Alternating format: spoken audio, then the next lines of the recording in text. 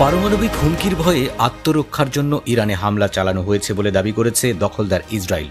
কিন্তু প্রত্যেক রাষ্ট্রের আত্মরক্ষা সম্পর্কিত যে আন্তর্জাতিক আইন রয়েছে তা খুবই কঠোর, আর সেই কারণেই ইরানে ইসরায়েলের হামলা বৈধ কিনা তা নিয়ে ব্যাপক বিতর্ক শুরু হয়েছে।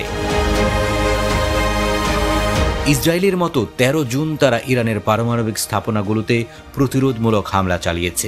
তাদের দাবি, আত্মরক্ষার জন্যই হামলা চালাতে বাধ্য হয়েছে তারা। কারণ হিসেবে তারা দেখিয়েছে, ইরান পরমাণু অস্ত্রের মালিক হয়ে গেলে ভবিষ্যতে তারা পরমাণু হামলা চালাতে পারে। কিন্তু আন্তর্জাতিক আইন অনুযায়ী আত্মরক্ষার জন্য হামলা চালাতে হলে শত্রুপক্ষের তাৎক্ষণিক হুমকি থাকা জরুরি, অর্থাৎ এমন হুমকি বা হামলা যা আর কোনো উপায়ে ঠেকানো সম্ভব নয়। ঠিক তখনই আত্মরক্ষার জন্য হামলা চালানো যেতে পারে। কিন্তু কোনো সুনির্দিষ্ট তথ্য প্রমাণ ছাড়াই ইরানকে দোষারোপ করে একতরফাভাবে হামলা চালিয়ে দিয়েছে ইসরায়েল, যা আন্তর্জাতিক আইনের সুস্পষ্ট লঙ্ঘন। জার্মানির আইন বিশেষজ্ঞ অধ্যাপক ম্যাথিয়াস গোল্ডম্যান বলেছেন, আইনের বিচারে ইসরায়েলের হামলা অবৈধ, কারণ ইরান থেকে তাৎক্ষণিক কোনো হামলার আশঙ্কাই ছিল না।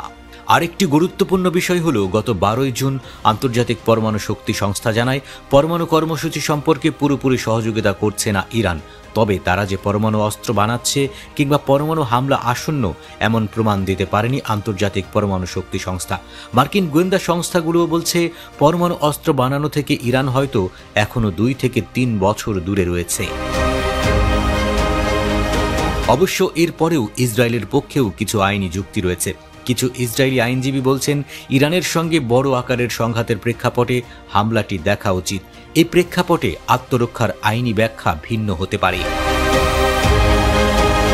আমেরিকান আইন বিশেষজ্ঞ মাইকেল স্মিথ বলেছেন, ইরানের হুমকির গুরুত্ব বিবেচনায় আত্মরক্ষার সংজ্ঞা কিছুটা প্রসারিত করা যেতে পারে। কিন্তু তিনি এটিও স্বীকার করেন যে ইরানের পরমাণু কর্মসূচি নিয়ে কূটনৈতিক আলোচনা চলমান ছিল, তাই বল প্রয়োগ না করে ইরানের পরমাণু কর্মসূচি ঠেকানোর অন্য পথও খোলা ছিল বলে মন্তব্য করেন এই মার্কিন আইন বিশেষজ্ঞ। এদিকে আন্তর্জাতিক আইনেও যুদ্ধের নির্দিষ্ট সীমা রয়েছে, অর্থাৎ যুদ্ধ শুরু হলে বেসামরিক মানুষ বা বস্তুকে টার্গেট করা যায় না। কোনো বস্তু কেবল তখনই বৈধ লক্ষ্য হয় যদি তা সরাসরি সামরিক কাজে ব্যবহার হয়। যেমন ইরানি বিজ্ঞানীদের বাড়িতে ইসরায়েলের হামলা অনেক আইনজীবীর মতেই অবৈধ, কারণ শুধু অস্ত্র প্রকল্পে কাজ করলেই কেউ যোদ্ধা হয়ে যায় না।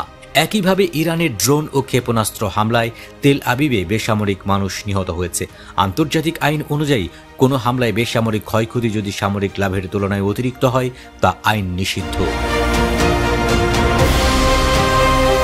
তাহলে প্রশ্ন উঠতেই পারে, ইরান ও ইসরায়েলের এসব হামলা আদালতে পর্যন্ত গড়াবে কিনা। সাধারণত এই ধরনের হামলার আইনগত বিচার আন্তর্জাতিক আদালতে হয় না, এগুলো রাজনৈতিকভাবেই মীমাংসা হয়। তবুও ভবিষ্যতে আন্তর্জাতিক আদালতে এই বিষয়ে মামলা হতে পারে বলে মনে করছেন বিশেষজ্ঞরা।